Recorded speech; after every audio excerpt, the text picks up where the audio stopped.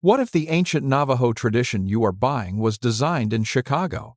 You have seen the turquoise jewelry stone crowding silver, deep blue-green against polished metal.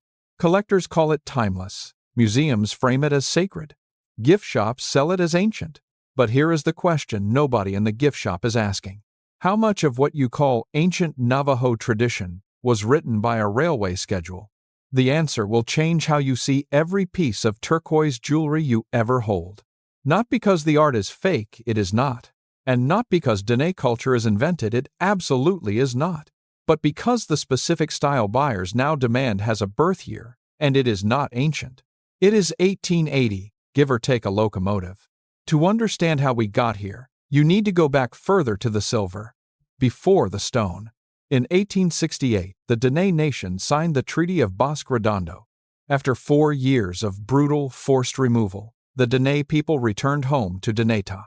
The land, the sheep, the loom, the forge. Diné smiths, in this era, worked primarily in silver, hammered, shaped, and heavy with craft. The dominant prestige objects were concho belts, bridal ornaments, and tobacco canteens. Walk through the Museum of Indian Arts and Culture in Santa Fe and study the pre-1880 inventory. Turquoise appears but as a minor element, not the visual centerpiece buyers now expect. The value of a concho belt in 1880 came from silver weight and hammering skill. Stone was an accent. Silver was the language. Hold that image. Because everything is about to change, and the agent of change has a steam whistle. In 1880, the Atchison, Topeka, and Santa Fe Railway reached Albuquerque, New Mexico. 2 years later, in 1882, it reached Flagstaff, Arizona. Those 2 dates bracket a window, a documented moment when the market arrived in the desert. Eastern tourists, for the first time in American history, could reach the Southwest on a train schedule. They arrived with money, curiosity, and a set of assumptions they had built from illustrated magazines. The assumption was simple. Native people wore turquoise. Turquoise meant Indian. Indian meant authentic. That equation was not ethnographically accurate. But it was commercially powerful. And traders, Anglo traders, operating at the intersection of Diné communities and tourist money noticed immediately. This is where the story gets uncomfortable, in ways the gift shop will never tell you. Lorenzo Hubbell had established his trading post at Ganado, Arizona in 1878. The trading post was a lifeline for Diné families, a place to exchange wool and crafts for goods. But Hubbell was also a businessman, reading a market that was suddenly, dramatically, pointing east. By 1899, Hubbell and his partner C.N. Cotton were doing something new. They were commissioning Diné smiths to produce specific designs drawn to match Eastern catalog aesthetics. More turquoise, bigger stones, settings placed where tourists expected them, not where Diné tradition placed them. Picture it. A paper catalog sketch slides across a wooden counter in Ganado, Arizona. The smith studies the drawing. The proportions are different from what he would choose. More stone, less silver. But the order is real. The payment is real. His family needs the income. He picks up his tools. The piece sells in Chicago within days. The next order asks for even more stone. A tradition begins to bend, not broken from the outside, but redirected by forces 2,000 miles away. This is the textbook version. Navajo silversmithing is a centuries-old sacred art form featuring turquoise. This is the reality. The turquoise-dominant style was a commercial negotiation, documented in trader records. And the Diné smiths who made those pieces were skilled, sovereign artists navigating an economy not of their making. That distinction matters. The art is real. The origin story the market tells is not. Now consider what turquoise actually meant in Diné ceremonial life, which is something far more specific. In Diné oral tradition and ceremony, turquoise, called dutlege, holds a particular directional role. It is associated with the south direction and the female reign in the beauty way ceremonial system. That is a bounded, specific sacred meaning documented by Washington Matthews in 1897. It is not a general symbol of Navajo identity. It is not a required element of everyday adornment. The conflation of those two things, ceremonial meaning and commercial symbol, is itself the distortion. When the market says turquoise means Navajo, it collapses a precise spiritual concept into a product tag, and that erasure of specificity is a form of cultural harm even when the buyer means no harm at all. There are 574 federally recognized tribes in the United States, 574 distinct nations, each with their own material and ceremonial traditions. The tourist market collapsed all of them into a single visual shorthand: turquoise equals Indian. That is not a cultural observation. That is a retail strategy, and it worked. 574 nations, one gift shop shorthand. By approximately 1900, a second force entered the market, and this one was operating at industrial scale.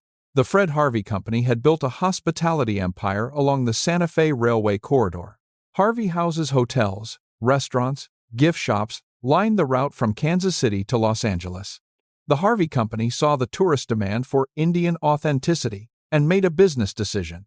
They opened workshops in Albuquerque, where non-native workers produced Indian-style jewelry at commercial scale. Turquoise-heavy, silver light, designed to look like what tourists already expected native jewelry to look like. The smell of solder and metal polish. The sound of stamps hitting pre-cut silver blanks. Dozens of workers. 1. Design template. These were not Diné-made pieces. They were factory approximations of a fantasy that the factory itself was helping to build. By approximately 1930, the Harvey Company had sold an estimated 1 million individual pieces of Indian-style jewelry. 1 million pieces, that is one piece for every person living in Dallas, Texas today, sold over roughly 30 years. Each sale was also a lesson. A tourist buying a Harvey Company piece was being trained at the same time, trained to believe that turquoise saturation equaled native authenticity, stone quantity equaled cultural depth. By 1915, the Harvey Company's Indian department had retail offices in at least 15 hotel locations, 15 nodes along the railway corridor, each one reaching hundreds of thousands of visitors annually. The market was not just buying Diné art. The market was rewriting the definition of what Diné art should look like. But what happened next to the real Diné Smiths? That is the part almost nobody teaches. The real Diné Smiths were watching this happen. They were not passive observers. They were skilled artists, operating inside a collapsing economic reality. Adapt or lose the market entirely. Some Smiths adapted, producing the turquoise-heavy pieces traders demanded while maintaining traditional forms for ceremonial use. Others found that their traditional silver-dominant work simply could not find buyers in the Harvey-trained tourist market. The pressure was not subtle. It was financial survival. It was feeding families. And so, incrementally, the aesthetic of Diné silverwork began to shift not because of internal creative evolution, but because the buyers who held the money had been trained to want something specific. Consider the concho belt, the dominant prestige object of Diné silver craft in 1880. In 1880, a fine concho belt contained little or no turquoise. Its value was hammered silver. Today, that same belt category is almost universally expected by buyers to feature turquoise settings throughout. That is a complete aesthetic inversion driven by approximately 140 years of market pressure. 140 years. Longer than the entire history of commercial aviation. The textbook says Navajo concho belts are traditionally adorned with turquoise. The museum record says the turquoise was added to concho belts because traders asked for it. The silver was always there. The story around it was built later. Now consider the cluster setting style: multiple turquoise stones grouped in a single piece. Walk into any gallery today and you will be told this style is deeply, traditionally Navajo. The Museum of Indian Arts and Culture in Santa Fe documents the actual timeline differently. The cluster setting style emerged as a documented commercial response to trader demand in approximately the 1920s and 30s, not as an internally generated Diné aesthetic evolution, as a response to what traders were commissioning. The technique is Diné, the hands are Diné, the skill is Diné, but the design priority, stone over silver, cluster over single stone, came from outside. That is not an accusation. That is a documented commercial history that the art world consistently omits. Think about blue jeans for a moment, because this comparison is more precise than it sounds. Levi Strauss designed denim work pants for California gold miners in 1873. The pants were real. The miners were real. The workmanship was genuine and functional. But by the 1950s, Hollywood had transformed those miners' pants into a symbol of timeless American rebellion. The jeans did not change. The mythology layered onto them was built by an entertainment industry, not by the miners who first put them on, not by the workers who sewed them. Navajo turquoise jewelry is the Southwest's blue jeans story, and the question now is what you do with that. Here is what we actually know. The Diné silversmithing tradition is real, documented, and extraordinary. The spiritual relationship between Diné people and turquoise is real, specific, and predates every railway. What is not ancient is the tourist expectation that turquoise must dominate every surface of every piece. Those are three different truths living inside the same object, and all three deserve to be held at once. Now the question becomes, who was supplying the stone that everyone suddenly demanded so much of? Here is where the evidence gets harder to ignore. The turquoise most associated with authentic Navajo jewelry in the 20th century came from specific mines. The Kingman Mine in Arizona, the Sleeping Beauty Mine in Globe, Arizona. Both operated primarily by non-native companies, selling stone to Diné smiths through commercial supply chains.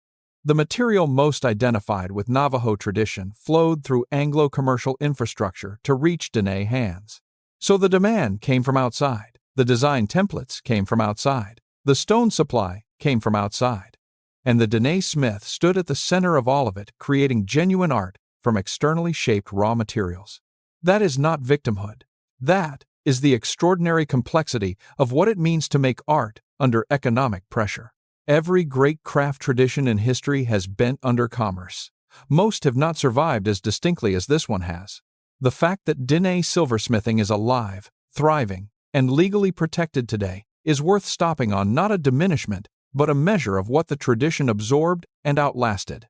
But the survival story requires the honest history. You cannot fully respect the art without knowing what it cost. Let us go deeper into what the Harvey Company actually did to the marketplace of perception. In a workshop in Albuquerque, around 1905 to 1910, picture the operation in motion. Long workbenches, non-native workers, metal blanks stacked in bins, turquoise pieces sorted by size in wooden trays. The work is fast, repetitive, and efficient. Nothing ceremonial. Nothing individually designed, nothing culturally informed. Each finished piece goes to a Harvey House hotel display case along the Santa Fe Railway corridor. A tourist from Boston or Cincinnati picks it up, feels the weight of the turquoise, believes it is ancient, and takes it home. Another node in the feedback loop, the Harvey Company built, and the real Diné smiths were left to navigate. This loop ran for approximately 30 years before anyone called it a problem officially. In 1935, the United States government did something that inadvertently acknowledged the entire distortion. Congress created the Indian Arts and Crafts Board by federal statute. The board's purpose was to protect authentic native-made work from the flood of commercial fakes. The legislation reveals a market so corrupted that federal intervention became necessary. The same federal government whose railway policies had helped build the tourist market in the first place. The system that created the problem now legislated the solution. But 1935 was not the end of the story. It was barely the middle. The commercial pressure on Diné smiths did not slow after the Arts and Crafts Board was created. Tourist demand continued. Gallery expectations continued. Catalog aesthetics continued. And Diné smiths continued to navigate because the alternative was economic exclusion from their own crafts market. By the mid-20th century, the turquoise-dominant aesthetic had been in place long enough that it appeared ancient. A style that was approximately 50 years old looked, to uninformed buyers, like a millennium of tradition. Anthropologist Margot Liberty and others documented this in 1974 in museum literature carefully. Among pre-1880 Diné ceremonial and material inventories, turquoise appeared in specific and limited ritual contexts. Tied to Ho's Ho, the Dean concept of beauty, balance, and harmony, not as a general identity marker. The ceremonial use was real and ancient. The commercial use was modern and market-driven. These are not the same thing. Buyers in 1974 were purchasing the commercial version while being sold the ceremonial story. The art world was charging a sacred premium for a market-shaped product, and almost nobody said so publicly. The honest version of this history sat in museum archives and academic monographs, not in gallery descriptions. And here is where the evidence gets hardest to look away from because the law itself confirms the distortion. On November 29, 1990, President George H.W. Bush signed the Indian Arts and Crafts Act into law. Public Law 101-644. Federal penalties for misrepresenting non-native-made goods as native-made. It is a serious law. Real enforcement, real prosecution, real protection for Diné Smiths. But read the law carefully, and the irony surfaces, sharp and undeniable. The law protects maker identity. It guarantees that a Diné-labeled piece was made by a Diné artist. What the law cannot address is the aesthetic content of what buyers call authentic Navajo jewelry. That turquoise-dominant aesthetic, the one the law now protects, was itself shaped by non-native commercial interests. Federal law now guards a tradition that federal-era commerce helped construct. That is not a conspiracy. That is history. The protection is real. The Diné Smiths who benefit from it deserve every protection the law provides. And the irony remains. The aesthetic being protected was partially written by the same commercial forces that displace the people who make it. The law is real. The irony is real. Both can be true. Now consider what Leah Dilworth documented in her 1996 Smithsonian Institution Press monograph. Imagining Indians in the Southwest traces how Eastern consumers built a fantasy Southwest and then demanded the real Southwest conform to it. The fantasy was always turquoise-heavy, stone-dominant, visually exotic, built from magazine illustrations and Harvey Company displays.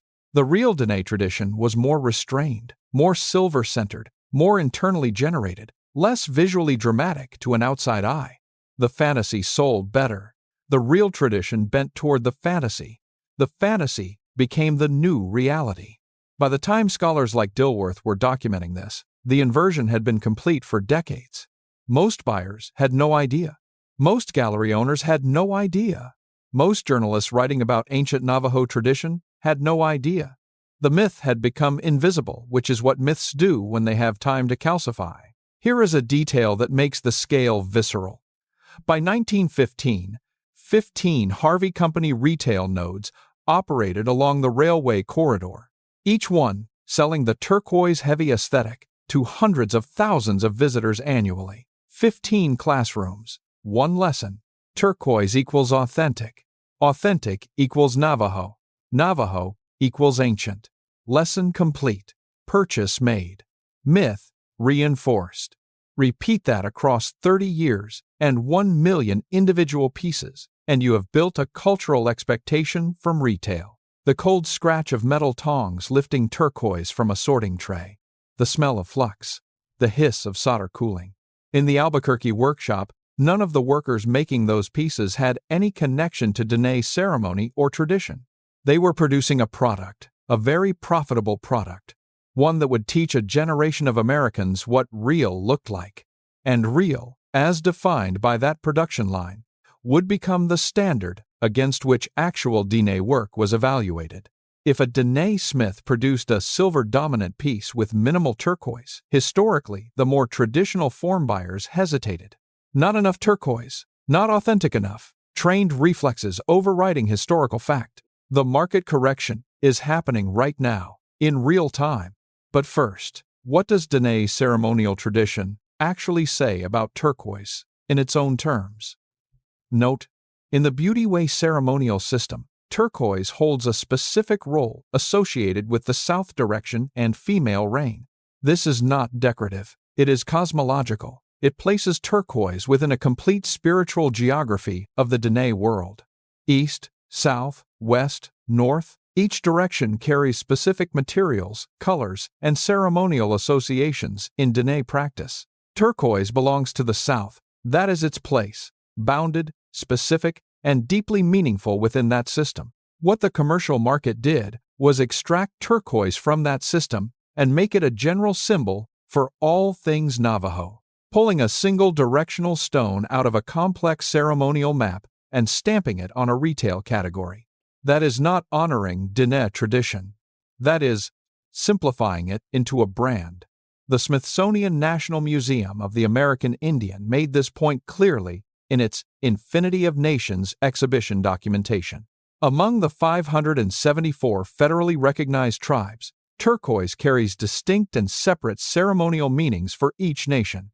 The Zuni use turquoise differently than the Diné, the Pueblo peoples differently still, the Hopi differently again. The pan-indigenous turquoise equals all native culture equation is itself a colonial-era commercial construction, full stop. It was not built by native people. It was built by people, selling to people who had never met a native person. 574 distinct traditions, one mass-market simplification.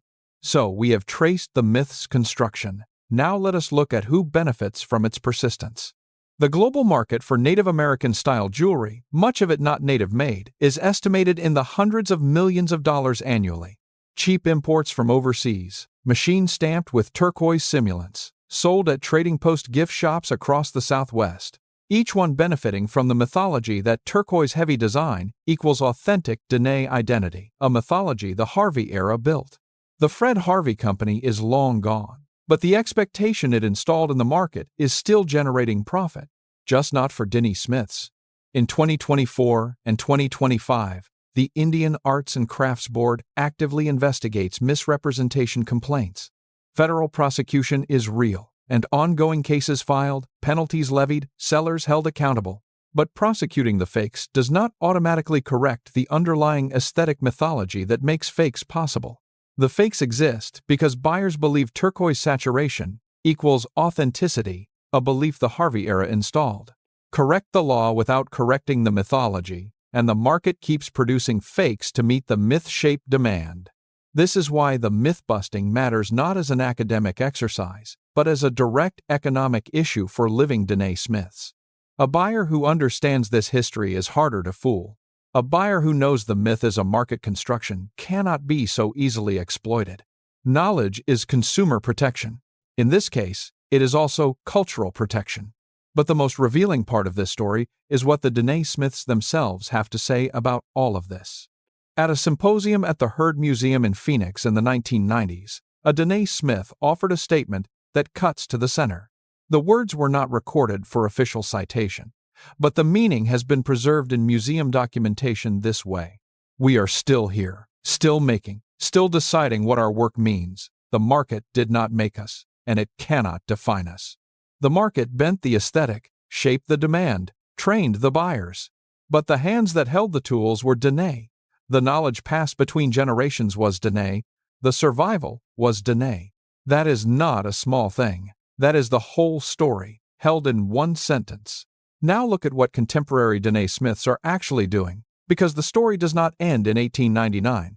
Today, a growing number of Diné artists are returning to silver-dominant forms, reclaiming the pre-commercial aesthetic on their own terms. Not because turquoise is wrong, but because they are choosing what their work means, not letting the market choose for them. Some are making pieces with minimal turquoise, letting buyers who know the history understand what they are seeing. Others are making turquoise-heavy work with full knowledge of the commercial history and claiming that history as their own. Both choices are sovereign. Both are legitimate. Both are made by artists who understand their own tradition's full complexity. That is what it looks like when an artist owns their tradition, not a frozen pre-contact ideal, but an ongoing, informed, active negotiation. The Diné Nation in 2024 continues to pursue legal and commercial protections for Diné-made jewelry across global markets. The Indian Arts and Crafts Act is being actively enforced not as a historical footnote, but as a living legal shield. And the artists working inside that legal protection are increasingly rewriting what Navajo style means on their own terms, not the Harvey Company's. Here is what the textbook says, held next to what the record shows. Textbook: Navajo turquoise silversmithing is an ancient tradition in which turquoise holds a central and timeless role. Record: Diné silversmithing is ancient and extraordinary. Turquoise held a specific ceremonial role. The commercial centrality of stone was shaped post-1880. The textbook is not lying. It is collapsing three separate truths into one simplified sentence. A Diné smith in 2025, choosing silver over stone, is not rejecting tradition. She is holding the whole of it, the ancient knowledge, the market pressure, the 140-year negotiation, and deciding in her own hands what comes next. It cost the Diné smiths an audience that understands what they actually survived, and what they chose to make anyway. Today, a growing number of dine artists are explicitly returning to silver-dominant forms. That is what genuine cultural ownership looks like, not a frozen pre-contact ideal, but an ongoing, informed, active negotiation.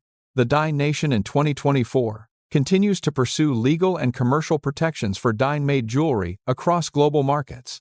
The Indian Arts and Crafts Act is being actively enforced, not as a historical footnote but as a living legal shield.